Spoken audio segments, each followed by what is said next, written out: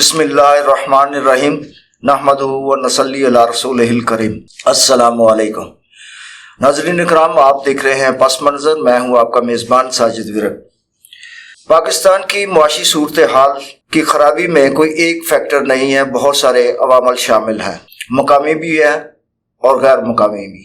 79 میں سابق صدر جنرل ضیاء الحق نے امریکہ کے کہنے پر دنیا کی دوسری بڑی طاقت سوویت یونین کے خلاف جو جنگ میں حصہ لیا، آج تک پاکستان اس آگ کی بھٹی میں جل رہا ہے۔ سوویت یونین کے ٹکڑے تو ضرور ہو گئے، لیکن اس کا خمیازہ پاکستان بھگت رہا ہے۔ اور یہی نہیں ہے، اس کے بعد بھی پھر جب دوبارہ 9/11 کے واقعے کے بعد ہمارے سابق جنرل پرویز مشرف نے امریکہ کا ساتھ دیا، تب بھی جو مشکلات کا سامنا ہمیں کرنا پڑ رہا ہے وہ ان دونوں جرنیلوں کی وجہ سے ہے۔ پاکستان کی تمام ترقی پسند سیاسی جماعتوں اور ترقی پسند دانشور طبقوں نے اس وقت اس بات کی بھرپور مذمت بھی کی تھی اور مزاحمت بھی کی تھی۔ لوگ سڑکوں پر بھی آئے تھے کہ ضیاء الحق کا یہ فیصلہ امریکہ کی ایما پر رشیا کے ساتھ لڑائی میں شامل ہونا یہ پاکستان کے لیے اچھا شگون نہیں ہوگا۔ اور پھر اس وقت طالبان کو جنم دینے والا بھی پاکستان ہی ہے، اور یہ بات ہمارے سابق ISI کے سربراہ کئی مرتبہ اس بات کا اظہار بھی کر چکے ہیں، اللہ تعالیٰ ان کی مغفرت فرمائے۔ تو اس وقت بھی جو صورتحال ہے پاکستان کی کوئی اتنی اچھی نہیں ہے۔ اس دوران یہ ایک عالمی معاہدے کے تحت افغانیوں کو پناہ گزین کے طور پر یہاں اکاموڈیٹ کرنے کا جو فیصلہ تھا، وہ کسی حد تک، چونکہ عالمی جو معاہدے ہوتے ہیں ہر ملک اس کا پابند ہوتا ہے، اس کے تحت افغانیوں کو ہم نے پناہ دی، لیکن اس پناہ کی آڑ میں جو پاکستان کی ثقافت تباہ ہوئی، پاکستان کا معاشرہ تباہ ہوا، وہ اس وقت ہمارے لیے ایک ناسور بن چکا ہے۔ افغانیوں کے آنے سے پاکستان کے اندر کلاشنکوف کلچر پیدا ہوا، ان کے آنے سے پاکستان میں ہیروئن جیسی چیز آئی، اس کے ساتھ ساتھ دیگر منشیات اور سمگلنگ کا ایک نیا جو راستہ اس جنگ کے دوران ایک پیدا ہوا، وہ آج تک جاری و ساری ہے۔ پاکستان کے دو بڑے صوبوں کے ذریعے سمگلنگ کو ہمارے ادارے روکنے میں بری طرح ناکام رہے ہیں۔ افغانی پاکستان کا ہی کھا کر اس کو ہمیشہ غیر مستحکم کرنے کی درپے رہے ہیں۔ موجودہ مہنگائی کی بنیادی جو وجوہات ہیں، اس پر ہمارے اداروں نے نگران حکومت کو ایک رپورٹ پیش کی ہے جو کہ بہت ہی حیران کن اور تکلیف دہ ہے۔ رپورٹ کے مطابق پاکستان میں جو زیر گردش ہماری کرنسی ہے، اس کا 1/3 افغانیوں کے پاس ہے، جو تقریباً 3000 ارب روپے پاکستانی بنتے ہیں۔ وہ جب چاہتے ہیں پاکستان کو معاشی طور پر کمزور کرنے کا فیصلہ کرتے ہیں یا کرنا چاہتے ہیں، تو وہ فوری طور پر کیا کرتے ہیں کہ وہ بڑی تعداد میں اس کو ڈالرز میں کنورٹ کر کے افغانستان سمگل کر دیتے ہیں، جس سے افغانستان تو دن بدن مضبوط ہوتا جا رہا ہے۔ 5 دہائیوں سے حالت جنگ میں رہنے کے باوجود پاکستان سے آج وہ مستحکم ہے، لیکن پاکستان غیر مستحکم ہے معاشی طور پہ۔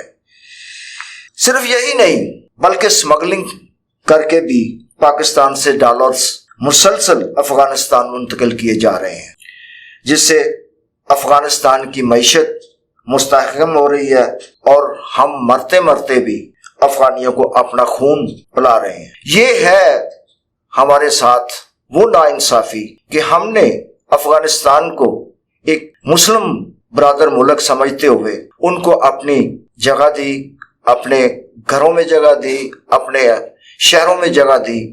انہوں نے کیا کیا کہ انہوں نے آ کے اس کو پورا قبضہ کر لیا۔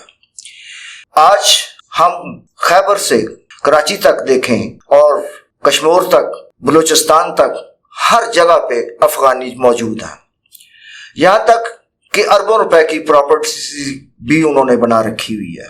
ان کے پاس اتنا سرمایہ ہے کہ پاکستانی کوئی بھی بزنس مین ان کے مقابلہ نہیں کر سکتا، یعنی اتنے اسٹرانگ ہے معاشی طور پہ کہ پاکستانی ان کا مقابلہ کرنے سے قاصر ہے۔ اس کی وجہ کیا ہے؟ اس کی وجہ یہی ہے کہ پاکستان کی انڈسٹری جو اپنی پروڈکٹ مہنگے داموں تیار کر کے فروخت کرنے میں ناکام رہتا ہے، وہی وہ اسمگل کر کے بیرون ملک سے پاکستان لے آتا ہے، جس سے ہماری معیشت بھی کمزور ہوتی ہے اور ساتھ ساتھ ہمارا انڈسٹریل سیکٹر جو ہے وہ بھی کمزور ہوتا جا رہا ہے۔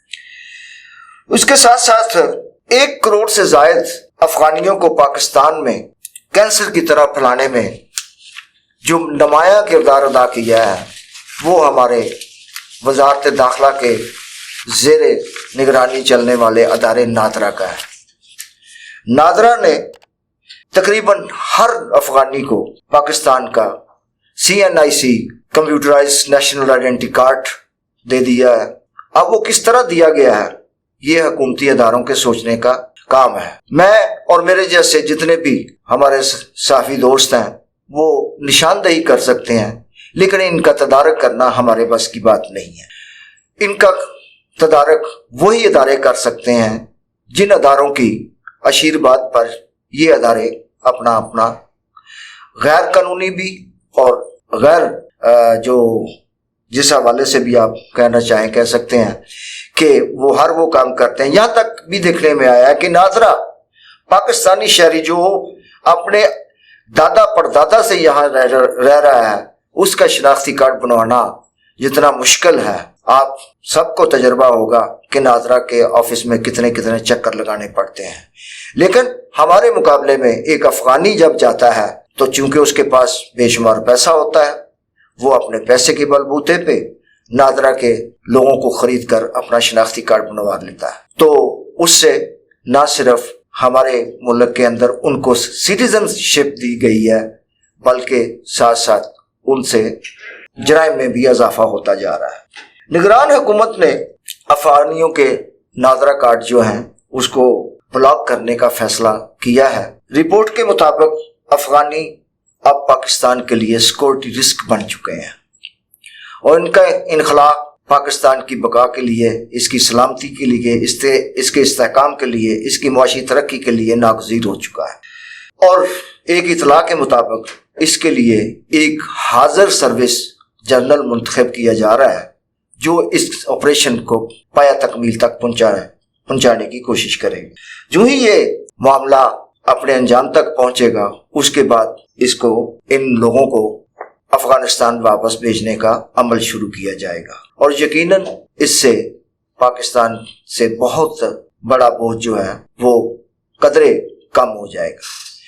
لیکن ان پالیسیوں کی وجہ سے، جو حکومت ناقص پالیسیوں کی وجہ سے ہمارے ماضی میں جتنے بھی حکمران رہے ہیں، خواہ وہ آمریت کی شکل میں رہے ہیں یا جمہوریت کی شکل میں، جمہوریت تو خیر پاکستان میں کبھی رہی نہیں ہے، اس کو آپ شخصی جمہوریت کہتے ہیں اور کہنا بھی شخصی جمہوریت چاہیے، کیونکہ پاکستان کے اندر جتنی بھی سیاسی جماعتیں ہیں ان کے اندر جمہوریت نہیں ہے تو وہ ملک میں جمہوریت کیا نافذ کریں گے۔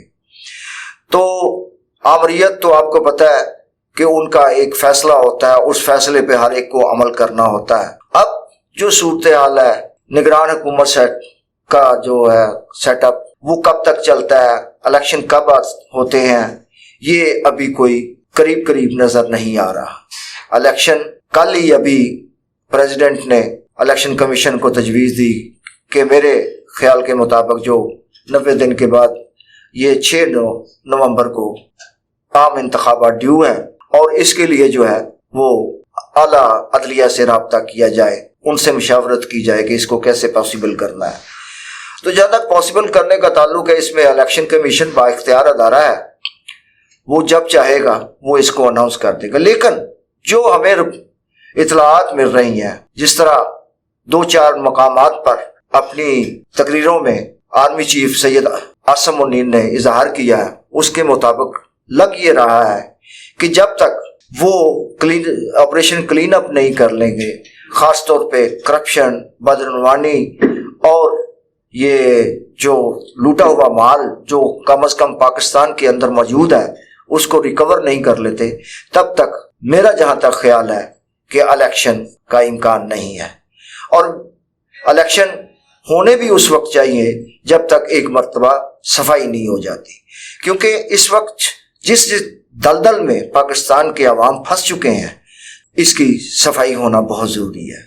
اگر ہم صفائی کے بغیر الیکشن کے عمل میں جاتے ہیں تو وہ کوئی کامیاب نہیں ہوگا، اس لیے کہ ماضی میں جیسا ہوتا رہا ہے ویسا بھی اب الیکشن کے بعد ہوگا۔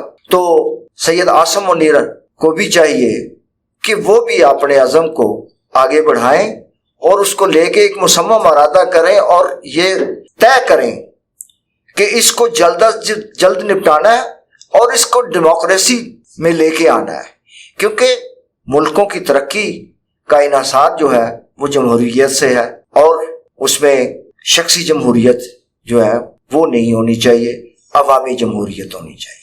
عوام جس کا فیصلہ کریں، عوام جس کو منتخب کریں اس کو اقتدار میں آنا چاہیے۔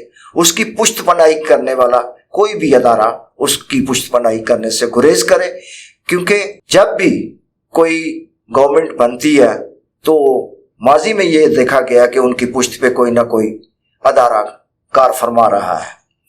یہی وجہ ہے کہ پاکستان کے اندر آج تک جمہوریت پنپ نہیں پائی، اور جب جمہوریت نہیں پنپ پائے گی تو پاکستان کے عوام کو کسی قسم کا ریلیف ملنا ناممکن ہے۔